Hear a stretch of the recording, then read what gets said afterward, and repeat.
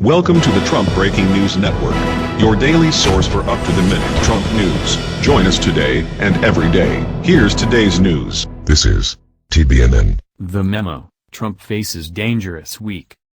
By Neil Stanage. President Trump is at risk of having the worst week of his presidency, but it could still turn around. Trump trekked to Capitol Hill on Tuesday hoping to cajole skeptical Republicans into voting for the healthcare legislation advanced by Speaker Paul Ryan, Republican Wisconsin. The stakes could hardly be higher. After FBI Director James Comey buffeted the administration early this week, a defeat on healthcare would be disastrous for Trump. The vote is set for Thursday. If, on the other hand, the legislation passes, it would buttress one of the White House's central arguments, that, like Trump or not, he is a president who gets things done.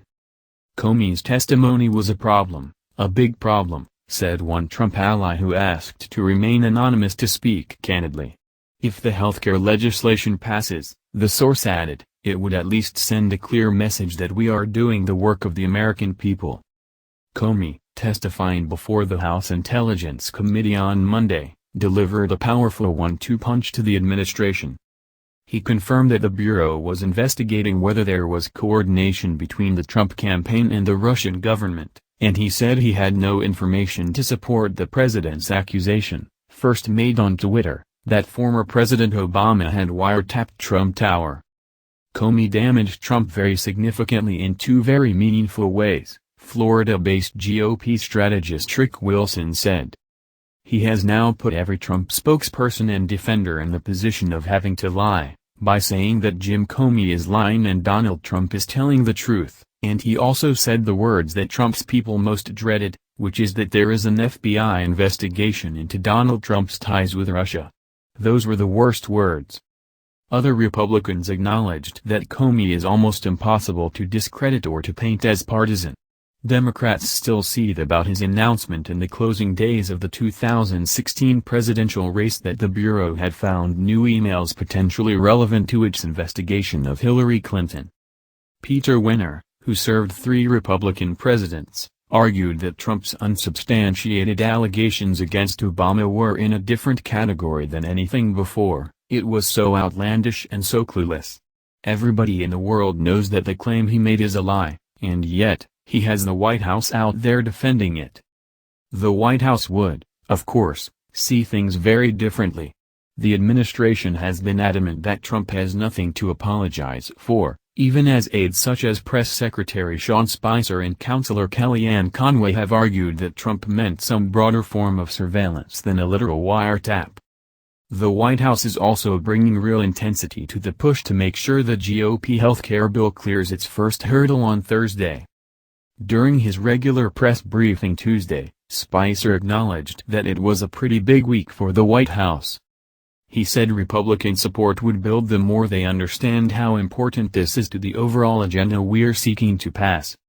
Spicer also emphasized that Trump's Capitol Hill meeting, at which the president warned his GOP colleagues that their jobs could be imperiled if they failed to support the measure, had gone well. The meeting this morning really was a huge sign of support. There was a lot of enthusiasm and optimism, Spicer insisted. But others are not sure. The fate of the legislation is very uncertain.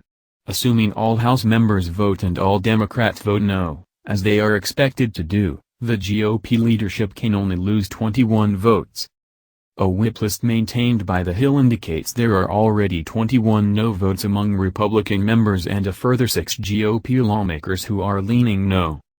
The Trump ally who spoke with The Hill said he believed the legislation would pass in the end. Were it to fail, he predicted, the impact would be catastrophic. But amid those worries, there is a bright spot for the Trump administration. Neil Gorsuch, the president's nominee to replace the late Antonin Scalia on the Supreme Court, received almost universally positive reviews for his performance at a Senate confirmation hearing on Tuesday. There were no obvious missteps from Gorsuch and plenty of moments that seemed perfectly pitched to win bipartisan support.